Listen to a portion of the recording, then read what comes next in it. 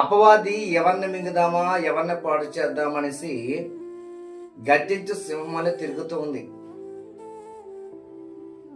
అపవాదిక తంత్రాలు అనేక రకాలుగా మనుషులు పాడు చేయడం పరిగెట్టిస్తూ ఉంది.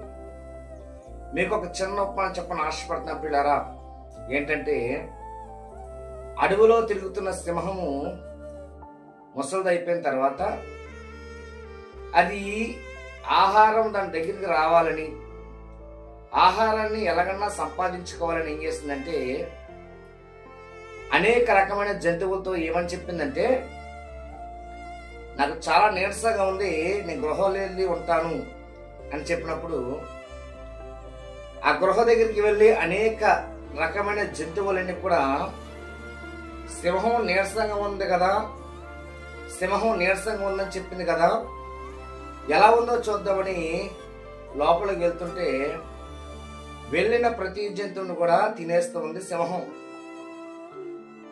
ఆ సింహం అనేక రకమైన జంతువులు తినేస్తూ ఉన్నప్పుడు బయట ఉన్న జంతువులు ఏమైనా మాట్లాడుకుంటున్నాయంటే, లోపలికి వెళ్ళి బయటికి రావట్లేదేంటి, ఈరోజు గర్జించే సింహంలో అపవాది అనేక రకమైన విషయాలు బట్టి మనల్ని పాడు చేస్తూ దేవుని దూరం చేయని, మన ఆత్మీయ విశ్వాసం పాడు చేయని చూస్తూ ఉంది.